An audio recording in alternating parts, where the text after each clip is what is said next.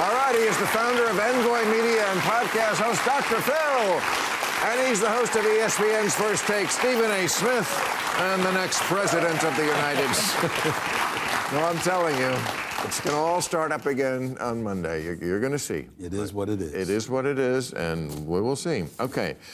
Trump says he probably won't run in 2028. It's patently illegal. But he probably... Can we take him at his word? No. I mean...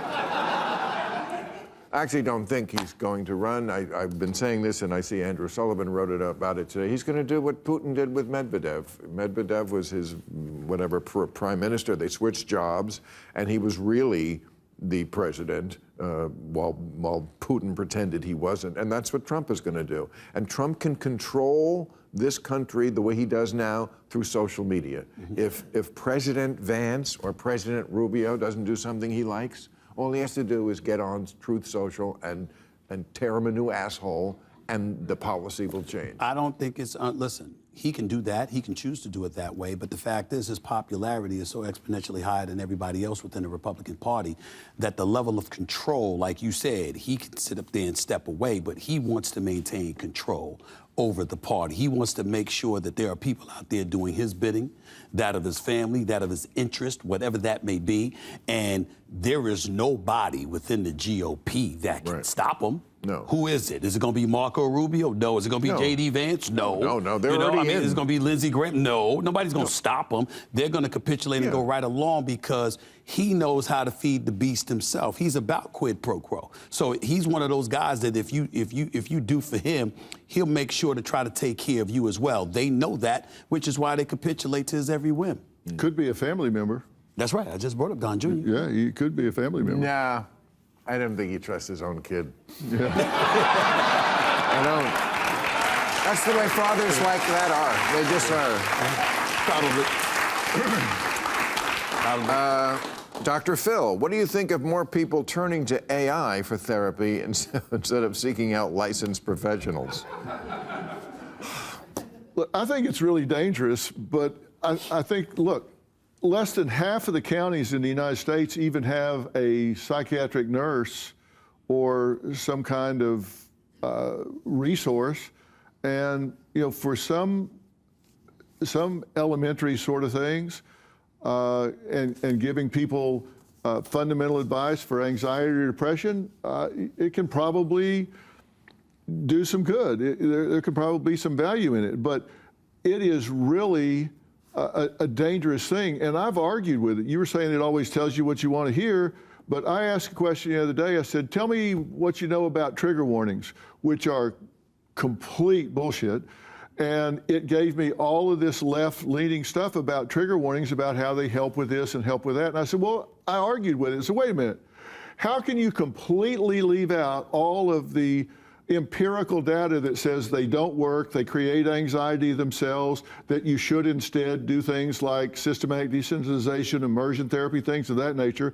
And it came back and said, oh, you're right, I'm sorry, here's that research, here's that data, and it gave me all of that. So it will give you biased answers. It will give you what it thinks you want to hear, and there have been lawyers that relied on it to brief a case, and it totally made up cases, and they got fined by the court and referred for malpractice to the bar because they relied on AI, and it totally fabricated stuff. So we can't completely rely on this at this point. It may find the needle in the haystack, but you've got to check the needle it finds. It can save you the hunt, but you got to check it. We're not there yet. Here's the thing for me that scares the living hell out of me. So if you're talking to a phone, you're talking ChatGPT, whatever it is, or whatever AI component you want to think of, and you're talking to that stuff, and that's what you're relying upon, it's less human interaction. As a human being, it sort of isolates you. It serves to isolate you a little bit more. And those are usually the crazy-ass people that we end up seeing in this world. People that were home alone, detached from society and its norms, et cetera, creating their own kind of normal, and it's usually working to the detriment of our society. That kind of stuff just scares me. It's fucked up. The whole thing is fucked up. Yeah. You're both being too gentle on it. I read today, Google's AI has a depression problem.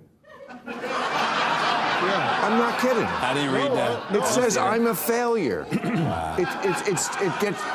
Wow. It gets down on itself. Also, people, this is really bad. People turn to AI now, to the chatbot, for an opinion.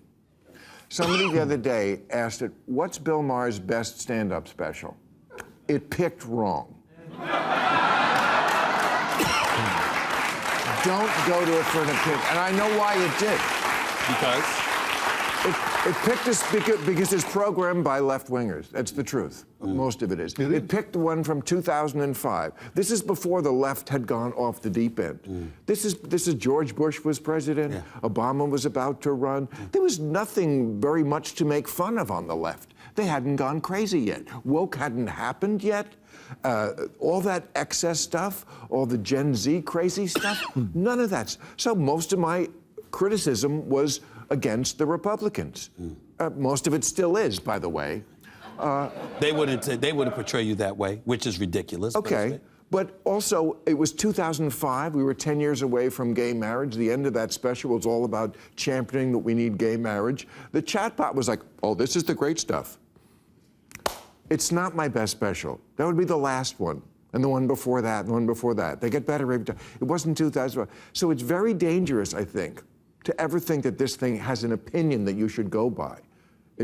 I also think it's dangerous to the left because of what you just said. Yeah. Because it's created by them, and it's the kind of thing people like yourself and others may notice. And as a result, we see the level of manipulation that is kicked in, and it gets us very alarmed because you can't point to the right and say they're doing this, they're engaging in manipulation and what have you, when you're doing it yourself. You come across as a flaming hypocrite. Whoever programs it, I mean, Elon, the one on X, it thinks Hitler's a good guy. It recommends his way of doing that. And the problem is it can't read the room. Yeah. If it's talking to somebody that is giving signals, and there are signals that indicate somebody is short-term.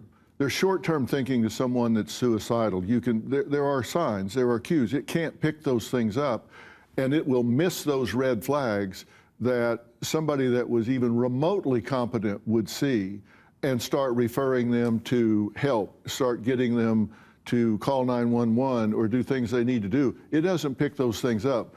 It sails right past. So there's danger, not only with what it says, but what it doesn't say, what it doesn't hear, what it doesn't see, and that's a danger. We're pro-human. All right, Dr. Phil. Texas will now require that public school classrooms display the Ten Commandments. Is that a violation of the separation of church and state? Well, I mean, do we even have to ask? I mean, what do you think about that? Well, look, I think having something available for kids to see is one thing. Pounding it down their throats is another thing. But it's a terrible list. It's a stupid list. Well, it's not the 10 worst things you could ever do. It's a bullshit list. Well, it's not it's not a competition about the 10 worst things you could do. But do you have a problem with any of the 10? Yeah, they're stupid. The first 4 are all about God's ego. You know, don't pray to other gods, don't have a statue of another god.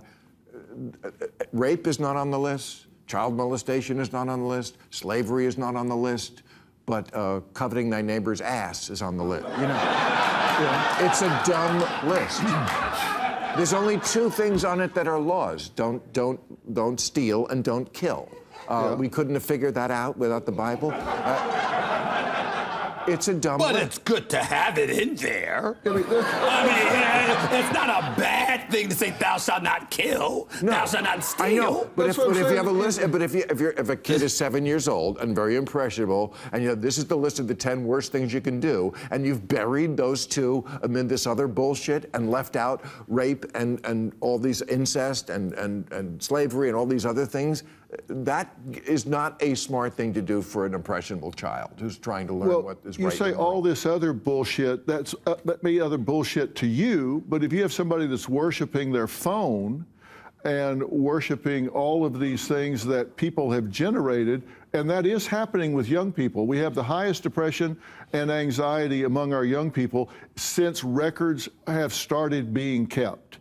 And you think that is a long way around to defend what you're talking about. We went all the way to cell phones to say the 10 Commandments in the classroom. No, you're the one who said worship no other God. There are people that are worshiping phones. They are worshiping other things. It's not a long way around. Absolutely true, but yeah, I don't know what it has to Thank do you. with this. Okay, that's not really on the same. Okay, a crypto group has taken credit for the wave of dildo. Oh yes. Dildo throwing at WNBA games. They're throwing green sex toys on the court. Is this just edgy marketing, or does it reflect a sexist attitude towards women's sports? What is the point? Combination of both. Is your problem that they're green or that they're just throwing dildos? Well, I don't think you should. No. Why are we? No, I don't. I saw it on the news. I didn't understand what the point of it was. Like, if this is your great burn, your sick burn, I don't even get it. Well, is it saying we don't respect women's sports? Is it? They're heckling them, no question. Why? You bring up the dildo stuff. You know, there's a lot of, you know, there's a belief by some folks out there that a variety of members of the WNBA are members of the LGBTQ community, and so when you throw that stuff out there, you're sort of maligning them and chiding them in that regard, basically alluding to what you think they should need and all this. I've heard people say this kind of stuff. Don't look at me like I think it, because I don't. I'm just telling you, these are the kind of things that people have texted and you know, or do comments out there. But you got some sick-ass people out There's here. so many sick-ass You people. might want to leave with It's that. really, and they invent ways to heckle right. and malign folks. It just shows some people's definition of happiness is bringing you and lowering you to the level of misery that they live in every day. Yeah. That's why they are who they are. Right. And they're usually hiding. Yeah, so true. But think about it. Somebody had to go stop and buy that. Yes. And then I will say this. I've seen people buy worse things. yeah. I have seen people buy worse things. Yes, I have. I mean, you got on your jersey and you're stopping and buying. Yes. How do you explain that when you're going in there? It bothers me that it's green. I'm just going to be honest with you. Okay, no, Okay, one last question. I don't even know why did it have to be green? All right. Speaking of green, the Trump administration is announcing, I cannot make the news up. They're going to build a nuclear reactor on the moon. Your thoughts about the nuclear reactor on the moon? Well, I'd rather have it there than in my neighborhood. Not on my planet. Yeah. Yeah. Okay. Well, I believe it think when I see it. a lot could go wrong up there. All right. Invent new ways to spend money. Good luck with the campaign, gentlemen. Thank you very much, ladies and gentlemen.